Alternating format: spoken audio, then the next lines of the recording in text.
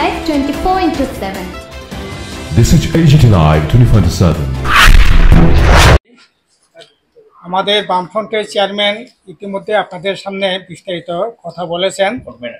Convener, আমি আপনাদের সামনে কিছু কথা বলছি। আসলে আমাদের রাজ্যের পুলিশ প্রশাসনকে এই রাজ্য সরকার একেবারে পঙ্গু করে রেখেছে। পুলিশকে কোনো ধরনের নিরপেক্ষভাবে কাজ করবার যে সাংবিধানিক যে রাইট, এটাকে কেড়ে নেওয়া হচ্ছে বলেই ধরে নিতে পারি। আমি গতকালের কথাই বলছি। গতকাল 1 তারিখ 2 মে 3:30 নাগাদ এই যে সিরাজমোহনপুর থানা এলাকায় ফটিকছড়াতে সেখানে একটা কি মেলা চলছে, সেখানে মেলাতে অবৈধভাবে মণ্ডলের যুব মোর্চা তারা সেখানে কি জান্দি মুন্ডার কি খেলা চালাচ্ছে, সেটাকে বাধা দিতে গিয়ে পুলিশের উপর যে মারমুখীভাবে আক্রমণ করে তাদের উপর ঝাঁপিয়ে পড়েছে। শেষমেশ 2 জন পুলিশ, একজন পুলিশের সাব ইন্সপেক্টর আপনার উত্তম দাস, আরেকজন পুলিশ কনস্টেবল, তাকে সিধাই হাসপাতালে নিয়ে চিকিৎসা করাতে হয়েছে। এবং এমন ঘটনা, পুলিশ শেষমেশ এফআইআর করতে পর্যন্ত বই পেয়েছে। যদি শেষমেশ আপনার 132, 117, 351 ধারায় আপনার বিএনএস 2023 ধারা অনুসারে 8 জনের নামে 2023 সাল এই ধারা অনুসারে তাদের বিরুদ্ধে 8 জনের বিরুদ্ধে কেস করেছে, এফআইআর করেছে, কিন্তু পুলিশ এখনও ধরতে সাহস করে নাই। এমনকি মজার ঘটনা হলো, যার নেতৃত্ব হয়েছে সে হচ্ছে যুব মোর্চার স্থানীয় সভাপতি মান্না ঘোষ। তার বাবা হলো সাতদুপিয়া গ্রাম পঞ্চায়েতের প্রধান স্বপন ঘোষ। থানাতে 7টার সময় গিয়ে শাসিয়ে পুলিশকে বলছে, আমার ছেলে মান্না ঘোষের নামে কোনো ধরনের এফআইআর করা যাবে না। সিসি ক্যামেরাতে এখনও অন রেকর্ড আছে। আপনারা যদি জানতে চান, সিসি ক্যামেরা যদি দেখতে চান দেখতে পারবেন। এবং সেরকমভাবে পুলিশ পর্যন্ত আক্রান্ত হয়ে সেখানে আপনার হাসপাতালে সেখানে ভর্তি হতে হয়েছে। এই রকম ঘটনা, ওরা এটা ভয়ঙ্কর ধরনের অরাজকতা। এই যে মান্দায় যেটা ঘটেছে, থানা থেকে 50 মিটার হবে না।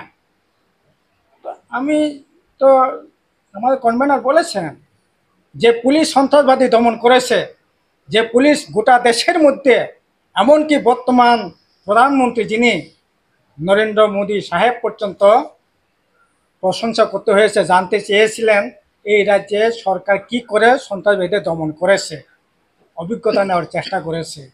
এটা তো সরকার এককভাবে না, পুলিশ প্রশাসন সরকার জনগণকে সাথে নিয়েই এটা দমন করেছে। পুলিশের ছিল মুখ্য ভূমিকা, কিন্তু এই পুলিশে আজকে এই দৈন্য দশা। এখন একই এই যে আপনার ইয়েতে 14 তারিখ পুলিশ নিয়ম মাফিক তারা রাস্তায় চেকিং করে। মণ্ডলের যুব মোর্চার বুথ সভাপতি সে বলছে তাদের চেকিং করা যাবে না, হেলমেট নেই, আপনার কি বলবো, বৈধ কোনো কাগজপত্র নেই, তারপরেও তাদের চেকিং করা যাবে না।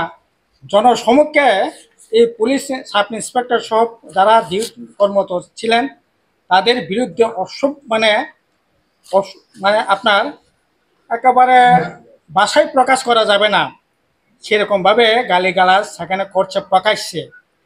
এবং এতে আপনার যে যুব মোর্চার যিনি ছিলেন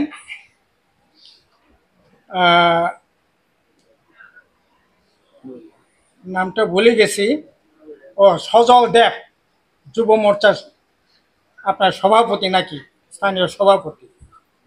এই হচ্ছে মানে অবস্থা।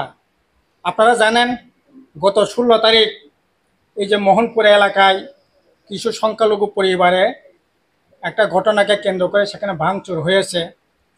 এখন সেখানে নামাজ পড়তে দিচ্ছে না তাদেরকে। ইতিমধ্যে 2-3 পরিবার 16 তারিখ থেকে আজকে 2 তারিখ পর্যন্ত তারা কোনো নামাজ পড়ার কোনো সুযোগ পায় নাই।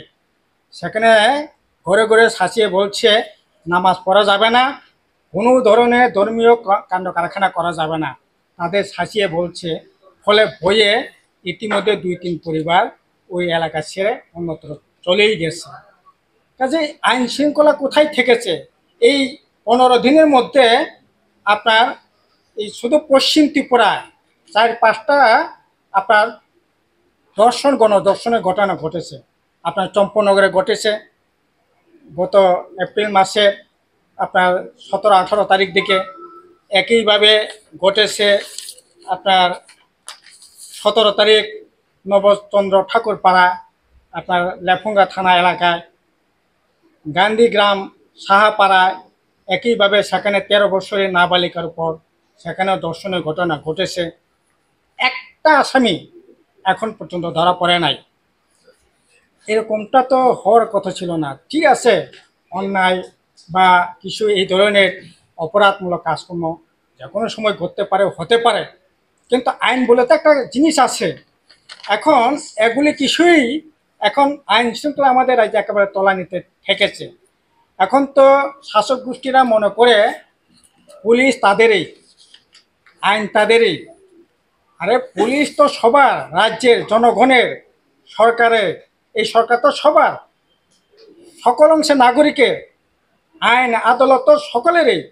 কিন্তু এখন এই আইন আদালত পুলিশ সমস্ত কিছুকে কুক্ষিগত করে মানুষের যে গণতান্ত্রিক ন্যূনতম যে অধিকার, এটাকে পর্যন্ত কেড়ে নেওয়ার চেষ্টা যেটা চলছে আর কি, এটা তো কোনোভাবেই মেনে নেওয়া যায় না। আমরা আপনাদের